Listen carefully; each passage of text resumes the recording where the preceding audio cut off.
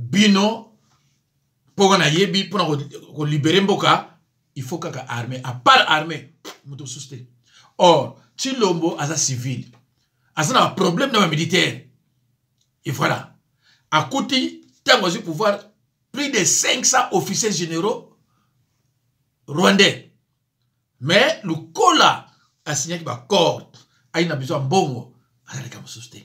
Moi si yewa nazoka na Swahili misungu nazoka na ngatea mais moi si awuti pa Kagame moi si ya Kagame asante konaye mama oyo azoloba yango na lakisa bino video ya général na kati ya este kuna alobi to coup de fil balobi na biso to bundate mais to zala to observer kimia et koleka ndenge nini pendant que eux sont en train de tuer les Congolais et voilà donc alobi te coup de fil na bazui yanani alobi à côté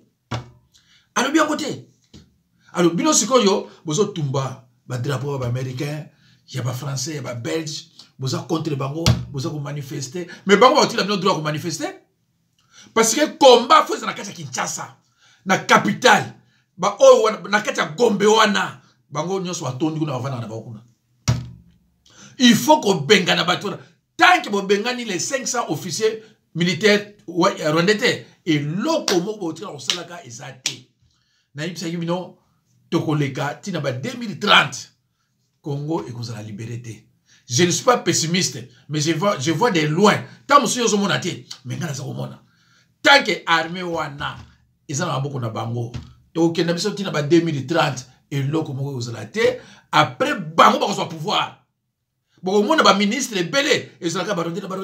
Donc, ça doit être tout de Tanzanie, il y a Ouganda, il y a Kingani. Parce que partout, sauf que na Kenya, na Burundi, Rwanda, Ouganda, Tanzanie, Zambie, au Kuta Bankuna, basé belé na passeport congolais. Basé na bakour, ba formation, basé na likoyo na lingala, makabo belé.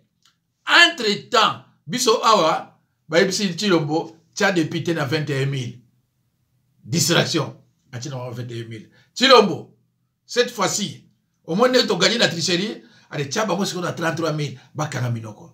Mais tel a salaire, tel a député, président du Sénat, président de l'Assemblée, n'a pas fils, n'a pas combien. Ministre, il a 31 000 à ça gagner le côté. Pays à Bandoki. Pays Yabandoki. Alors, Bande Konanga, na Banzi, Biloko Nyonso, na ngaki na tia na bino na sina tia yango PC Sili. Voilà. Vraiment na tia nyonso na koye kocha PC Sili na tia na muke oyo ndenge ba menacer ba botoli Zakari mo e continue aéroport Zakari kolobele kitro.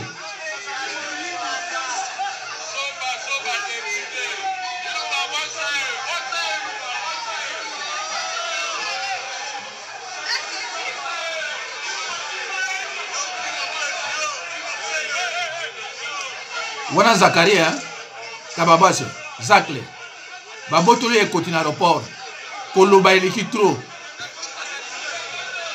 Un homme politique, Koloba, Loba, on dirait moi si. Yewana Bomoni, l'aéroport Yanjili, Babotolier et Côté, Babetier.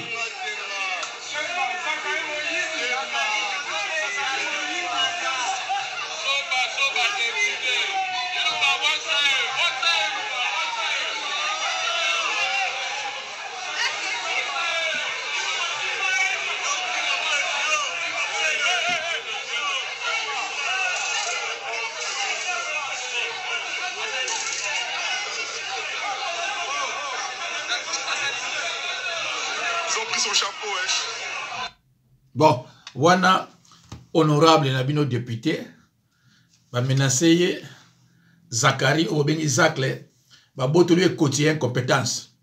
Voilà. Ba député nabino ozotale boye, ozomonaka député te.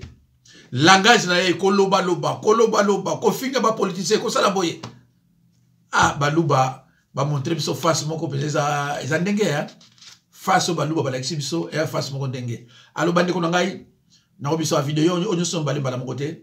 Na ko linga botala nano oyo na bandaki oyo na garder yango même jeudi ou bien vendredi comme ça parce que le ko na lati ndenge moko bato ba confondre au moins landi oyo amoni mystique après au badlanda okuna donc vaut mieux nacha o wana kuna saki liboso faut ezala peut-être 1412 après oyo kozala peut-être 1413 bola ndangonde après vraiment nzambe apambola bino merci beaucoup au revoir.